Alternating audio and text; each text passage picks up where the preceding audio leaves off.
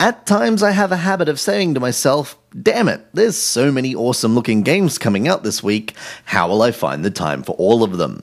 And then I slap myself in the face for thinking it's something to complain about. With games like the all-time classic Chrono Trigger, Chillingo's Experimental Six Guns, and sequels to Dizzy and A New Home Sheep Home, the only complaint I have is about how little sleep I'm going to have over the coming week. With this in mind, let's jump into the Friday news wrap-up for the 9th of December 2011 before I get distracted. Developer Yummy Apps is intent on making location-based gaming work as more than a gimmick, and their upcoming title, Wizardia, might just crack this tough nut with its unique blend of familiar games. Players will get to compete for dominance against their friends while managing their kingdoms and recruiting soldiers for a Heroes of Might and Magic-like system of combat. Facebook integration will also be available to make life a little easier. No release date is currently available. Every year, it seems gamers go out of their way to give back to those who need it most, almost as though there's some sort of compulsion behind beating a high score.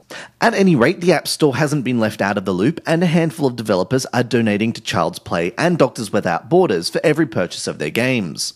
Titles include Galcon Labs, Harbour Master, Sword of Far Gold, Tilt to Live, Train Yard, and many others. Check the link in the description for a full list of titles.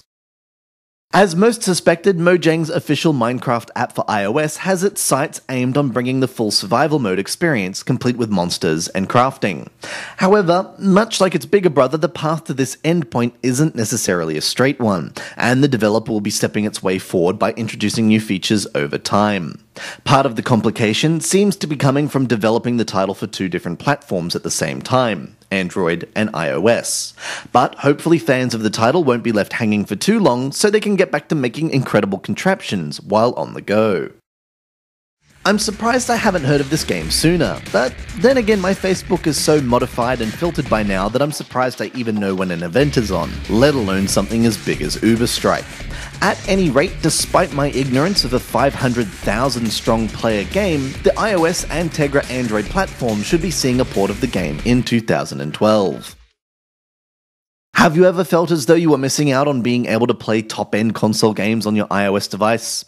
Sure, we get some great games now and then, but if I could play Arkham City on the go, then I'd certainly give it a try. That's the theory behind OnLive bringing their service to the Android and App Store market, and while the controller is said to be optional, I'm sure it's agreed that it's going to be a necessary expense for those who want to get the full experience out of their games.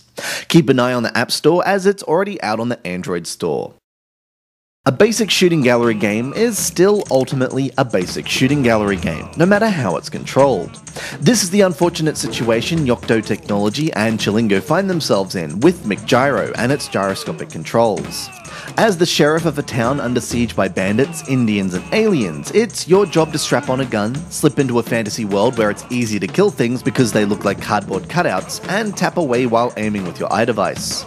To be fair, the gyroscopic controls, for those who have them, are incredibly slick and fine-tuned to respond perfectly.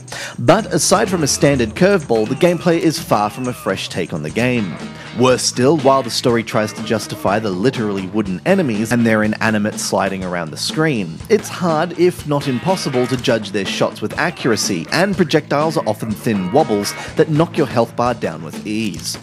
There's some enjoyment to be had from following the journey of Sheriff McGyro, but aside from showing off to friends, its lasting appeal is limited. It was a close call, but despite feeling as though we might not have a game of the week, I finally decided to award it to The Bard's Tale by In Exile Entertainment, if only because it manages to squeeze a console title, almost verbatim, jokes and all, onto a mobile device.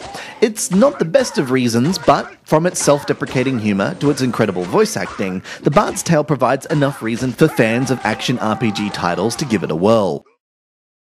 As always, you can catch us on Twitter and Facebook, and if you'd like to show your support, feel free to like and subscribe to our channel for instant updates on our news, features, and reviews. Have a great weekend. This has been Andrew with AppSpy.com. We review, you decide.